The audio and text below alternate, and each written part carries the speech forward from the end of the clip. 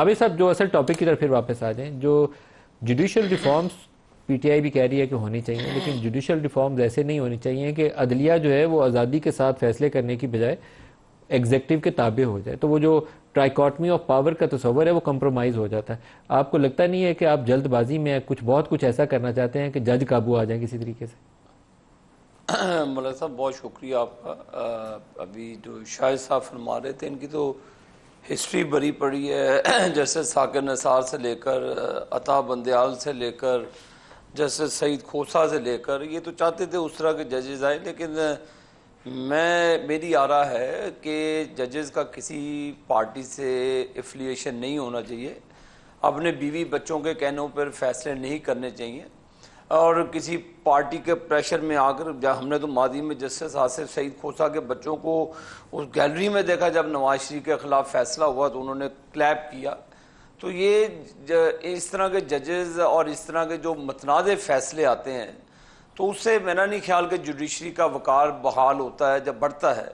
मेरी आरा के मुताबिक जजेस, ये देखें इन्होंने अभी जो मंसूर अली शाह साहब हैं, मेरे लिए बड़े काबिल एहतराम है, मैं उनकी इज़्ज़त भी करता हूँ, तो ये उनको पोलिटिसाइज़ किया पीटीआई ने। पीटीआई ऐसा जेस्चर देती है कि ये पता नहीं उनकी पार्टी के जज हैं जो उनके मुताबिक फ़ैसला करेंगे। जिस तरह भी उनकी वीडियोस भी लीक हुई पीटीआई के वर्करों के साथ वो बनी, चलें मैं इस बातों से नहीं जाता। जज का मतलब है एक इंसाफ और आइन और कानून के मुताबिक फ़ैसले करना, ना कि अब आप जुडिशल रिफॉर्म नहीं आते तो मलक साहब लाखों केसेस पेंडिंग है, लोग बेचारे इंसाफ के लिए तरसते हैं, ये चाय का कप पीकर आधे घंटे की सर्विस करके चले जाते हैं और 25-25 लाख रुपया रिटायरमेंट के बाद भी इनकी सैलरीज हैं, इनको कुक मिलता है, इनको 2-3 लोग होते हैं जो इनकी घर की सफाई का काम करते हैं। ये चीज़ें पब्लिक एक्सपेंडिचर्स के ऊपर जो होती है, पब्लिक टैक्स पेयर्स के पैसे जो जाते हैं। हमारा जो हमने बहुत सारी मुशर्रफ के दौर में भी सजाएं भुगती, इन्होंने तो भुगता ही कुछ नहीं। इन्होंने तो किले की शक्ल देखी होती तो उन्होंने सियासत से तौबा कर लेनी थी।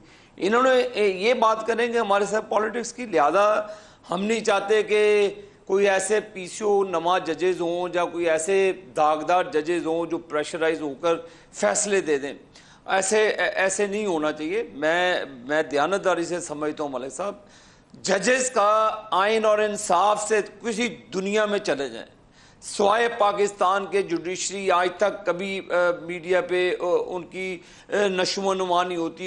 यहाँ पे माजी में तो वो टिकट चलाने के लिए फैसले रोक दिया करते थे जजेस, अपनी वो कोड नंबर रूम नंबर 1 में अपनी सर ये रिवाज जो था ना अबे शेरली साहब आपके बहुत ही पसंदीदा थे इफ्तिखार चौधरी साहब, वो अदालत में इंतजार किया करते थे कि पहले वो टिकट चलाने वाले उनके करीबी जो जर्नलिस्ट थे वो आ जाए ताकि उनकी ब्रेकिंग न्यूज चलनी शुरू हो जाए, फिर ऑब्जर्वेशन दिया करते थे। तो आप लोगों ने उस वक्त मजा किया, उसी वक्त इस्लाह कर लेते तो ये दिन ना देखना पड़ता। मेरी अर्ज सुन लेना। मोहसिन बेग साहब के घर पे जिस तरह इनके दौर में हमला होता है, इनके दौर में मीडिया के लोगों को गोलियां मारी जाती हैं, ये पैमरा के थ्रू किसको नौकरी किस मीडिया चैनल पे दिलानी है, ये बात ना करें हमसे। इनका माजी तो गंदा तरीन माजी है। हम चाहते हैं कि देखें, अगर आप इन चीज़ों में जाएंगे ये तो मुंह नहीं दिखा सकते किसी का जो ये लोग करते हैं। अब काजी फाइज ईसा साहब के साथ इसलिए किया कि वो इनके वो आइन और कानून के मुताबिक फैसले किए। उन्होंने जो जुडिशरी के ऊपर बदनमा दब्बे थे, जुल्फ़िकार अली भुट्टो से लेकर नवाज शरीफ तक, और तमाम वो दब्बे धोने की कोशिश की, और ये उनकी गाड़ी पर उनकी जिस तरह इन्होंने बदतहजीबी के साथ वो चंद गुंडे रखे हुए हैं जिनका पाकिस्तान से ताल्लुक कोई नहीं है। तो ये अगर कल्चर प्रमोट करेंगे तो मलिक साहब दो फैसले ऐसे हैं कोई भी नहीं जा सकता। काजी फाइज ईसा की जो इंडिपेंडेंस थी ना उसके ऊपर हर्फ उस पे आता है। मैं उनकी बहुत इज्जत करता था जब उन्होंने बलूचिस्तान के अंदर वो ब्लास्ट के ऊपर, कचहरी ब्लास्ट के ऊपर रिपोर्ट लिखी, फिर फैजाबाद धरने के ऊपर उनका जो ऑर्डर था जिस पे पीटीआई वालों ने उनके खिलाफ रेफरेंस फाइल कर दिया, तो मैं समझता था बड़े तगड़े डाडे जज हैं, बड़े अच्छे फैसले कर रहे हैं। लेकिन पीटीआई के बल्ले का निशान वाला फैसला, और फिर 8 फरवरी के इंतखाबात हो गए और वो बोले नहीं, काफ़ी कंट्रोवर्शियल डेवलपमेंट थी। एज ए जज मेरा ख्याल है उनकी बहुत बड़ी रिस्पॉन्सिबिलिटी थी सुप्रीम कोर्ट के चीफ जस्टिस से।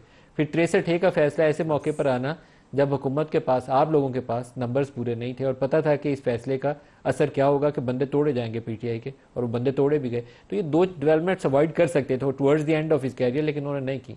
आपको लगता नहीं है ये परहेज कर लेते तो ज़्यादा अच्छा होता? नहीं मलिक साहब देखें, आइन और कानून के मुताबिक फैसले किए। अब आप मुझे बेटे की तनख्वाह ना लेने पर लाइफ टाइम के लिए, आप कौन होते हैं मेरे पे पाबंदी लगाने वाले? मुझे पाकिस्तान की अवाम मुंतखब करती है, ये दो जज बैठकर एजाजुल एहसन को वो बना दे। एक अर्ज सुन लेना जी, अर्ज सुन ले। अगर जज उसका फैसला गलत है, किस आइन और कानून के मुताबिक उन्होंने नवाज शरीफ को, तो इनको छोड़ दिया जाए? मैं तो समझता हूं कि इनकी पर्क्स और प्रिविलेजेस को भी बंद करना चाहिए, जिनकी वजह से आज पाकिस्तान इस इंतशार और गंदी तरीन सियासत का महवर बन चुका है। किसी का लिहाज कोई नहीं, गाली मलिक नदीम पसंद नहीं है, उसको गालियां बकना शुरू कर दें सोशल मीडिया पर, कोई नून का खिलाफ है, कोई ये कोई पॉलिटिक्स है मलिक साहब? ये कोई पॉलिसी है आपकी पार्टी की कि आपके मतलब की चीजें हो तो जिंदाबाद है, नहीं इस मतलब की तो आपकी मां बहन की एक कर दें? ये पॉलिटिक्स है, ये निजाम चलाना चाहते पीटीआई वाले। मैं इसकी शदीद मुखालफत करता हूं। मुस्तफा साहब मैं नहीं चाहता कि हमारे दोनों पार्टियों ने नहीं होना चाहिए।